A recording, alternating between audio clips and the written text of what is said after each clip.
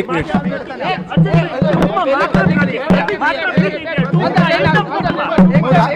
હું રાજીનામું આપવા જઈ રહ્યો છું, નીચે આવીને તમને બધાને બાઈટ. તો અર્જુન મોઢવાડિયા તેઓ સ્પષ્ટ કહી રહ્યા છે કે તેઓ રાજીનામું આપવા માટે જઈ રહ્યા છે અને ત્યારબાદ આવીને તેઓ વાતચીત કરશે. અત્યારે હાલ આપ જોઈ રહ્યા છો કે અર્જુન મોઢવાડિયા નીકળી ચૂક્યા છે અને ત્યાં અત્યારે હાલ અધ્યક્ષને પોતાનું રાજીનામું તેઓ આપનાર છે. મહત્વનું છે કે 2002 ત્યારબાદ 2007 અને સહિત ત્યારબાદ પણ સતત ચૂંટણી લડ્યા હતા. 2012 અને ત્યારબાદની 17ની વિધાનસભાની ચૂંટણી તેઓ હાર્યા હતા અને અત્યારે હાલ 2022માં જ્યારે તેઓ જીત્યા ત્યારબાદ અત્યારે હાલ ફરીવાર આપ જોઈ રહ્યા છો કે તેઓ પોતે વિધાનસભામાં જતા આપને અહીંયા જોવા મળી રહ્યા છે. અર્જુન મોઢવાડિયા અત્યારે હાલ આપ નિહાળી રહ્યા છો.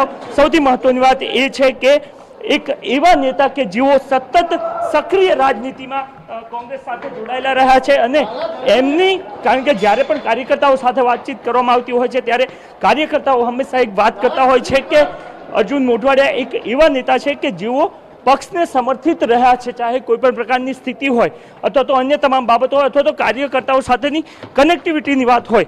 અર્જુન મોઢવાડિયા સતત કાર્યકર્તાઓ સાથે જોડાયેલા નેતા રહ્યા છે અને તેઓ જ્યારે રાજીનામું આપી રહ્યા છે ત્યારે જરૂરથી કોંગ્રેસ પક્ષ વિચારણાનો સમયગાળો છે.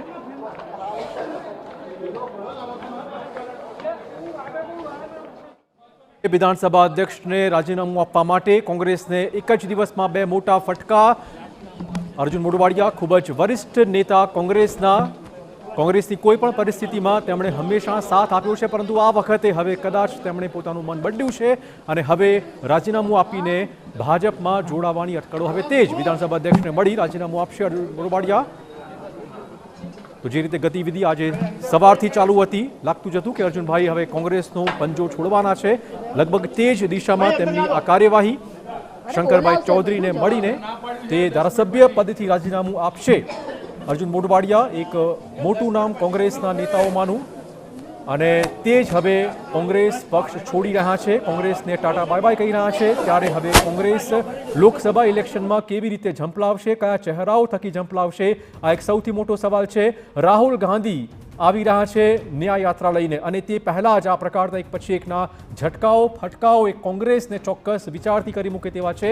આજે બપોરે શક્તિસિંહ ગોહિલે પ્રેસ કોન્ફરન્સ કરી હતી, રાહુલ ગાંધીની યાત્રાની માહિતી આપી છે. દરમિયાનમાં જ અર્જુન મોઢવાડિયા કોંગ્રેસ છોડશે આ પ્રકારના સમાચાર વહેતા થયા અને હવે આપ જોઈ શકો છો તે કોંગ્રેસ છોડી રહ્યા છે અને ધારાસભ્ય પદે પણ રાજીનામું ધરી રહ્યા છે.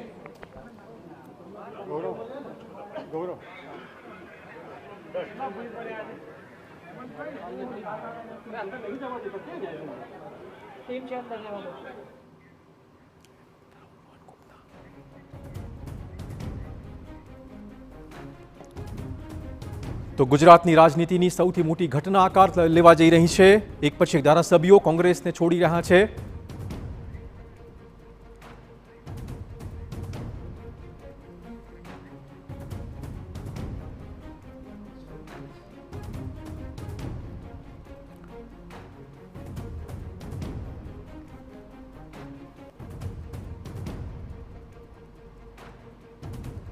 તો કોંગ્રેસ ધીમે ધીમે ગુજરાતમાં તૂટી રહી હોવાના ચોક્કસ અણસાર અને આજ મુદ્દે વધુ વાત કરવા જોડાશે કોંગ્રેસના નેતા એવા રોહનભાઈ ગુપ્તા આપણી સાથે છે, ભાજપમાંથી જોડાશે ઘનશ્યામભાઈ ગઢવી આપણી સાથે છે અને સાથે જ વરિષ્ઠ પત્રકાર અજયભાઈ ઉમર તો છે જ આપણી સાથે. રોહનભાઈ,